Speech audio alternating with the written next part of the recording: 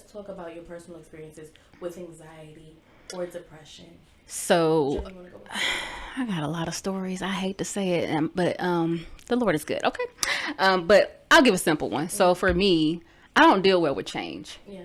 It stirs up this fear of uncertainty and this unknown and having to start new, either like ending something old, like ending a relationship I wasn't supposed to be in, either ending something that I've held on to way too long, or stepping into a new season, not knowing, like, even though we say we trust God, right? But when you step into a new season, sometimes you don't really know the plan. And so for me personally, it stirs up all this uncertainty, and I start to overthink, and maybe I might not step out on faith, or it just causes like a series of different emotions for me. Mm-hmm. That makes sense. Yeah. What about you? So I don't want to sound racist, but whenever somebody start to line up with that, you be like, I don't want to sound racist. But a white girl had to tell me I had anxiety, and I didn't believe her. So, because I'm black, like we colored, we don't got time for anxiety. Like, right? I got 3 jobs. Like, I gotta feed these kids. That's like somebody tell me I gotta. You have anxiety. I've been eating gluten all my life. Like, ain't nobody had no gluten allergy when I was growing up. So, like, no gluten in that cornbread. It was gluten all in the cornbread. Like, nobody had no gluten in the early 2000s. Nobody had no gluten allergies. So Right. I'm like, where are y'all coming from? These, like, I feel like this is a Caucasian like situation. So I'm in a theater class, and we have to tell a story, and so I tell this story about me and about me being on an airplane. If you don't know, I fly a lot, but one thing is I'm very afraid to fly. But fear don't rule me, because God ain't give me no spirit of fear. Listen. So, but I'll catch a flight quickly. But so we're talking about it. I'm talking about how my first time on a flight, I'm having this huge panic attack. I'm stepping on people. I'm running on people. Like, it's this whole thing. And so this Caucasian woman comes to me, and she goes, and mind you, never mind. You know what? She's a great woman of God. She comes to me and she goes, "Did you have anxiety?" I was like, "No, I never had anxiety. I'm black." I'm black for me. How do you respond to that? How do you respond to that? She's like, "Okay, lady, that don't got nothing to do with what I asked you." Like, you don't get anxiety. Like, I don't know what you mean. I'm black. Like, my complexion might fool you. I don't know if the curls is a little too loose. No, I'm black.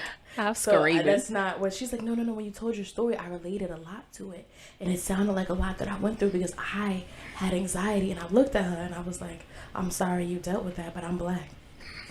So it wasn't until later, and that stuck with me, and I was like going through it. I'm like, "Oh wait, was that anxiety? Was that something that I dealt with?" Like, because like I used to always have panic attacks, but I never thought that was attached to anxiety, and how that is, and that makes me think of a scripture. But I dealt with that for a while, and sometimes, like, I'm not gonna front, I still deal with it. So, and sometimes I'll start having anxiety around bedtime, and I'm like being mad vulnerable right now. Let them know. Listen. So the thing is this, like, I had a lot of anxiety, and the enemy knows how to attack me, and it comes with a spirit of fear. It's always a spirit of fear attached to my anxiety. I don't know if it's the same for you guys, but for me, it's what my fear is. Well, the fear of the future, the fear of things I can't control, and then I'll start having anxiety. And then if I sit in it long enough, I'll start to have a panic attack. Yeah, because then your mind starts creating all these different what-if scenarios and foolishness. Complete foolishness. And so my older sister used to tell me this. She's like, "Say Our Father." Like, just like, because I didn't know anything. She was like, "Just Our Father, whenever you feel, come like Our Father." And so I would do the Our Father, and that would kind of calm me down. But as in this moment, it's like, okay, I know a little bit deeper. I literally just call on God, because I'm like, listen, I understand that I'm being attacked, number one, and I'm being attacked by a spirit that don't like me, and something that wants to torment me.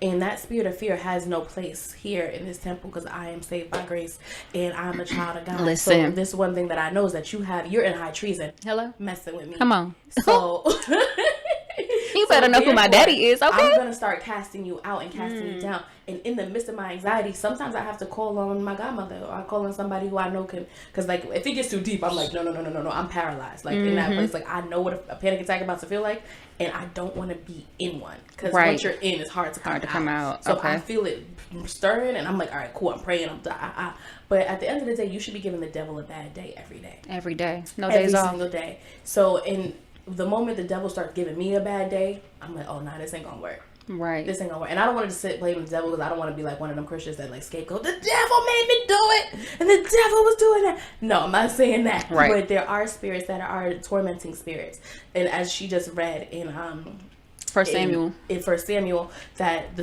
tormenting spirit was on Saul. There are things that torment you. There are things that come at you. And with that being said, you have to know how to speak to these things and cast them down and cast them out. Because if you are bought back by the blood, you are God's very own, and it has no right to be there. So learning to speak to these things is a little bit different in what you learn in growth as a Christian.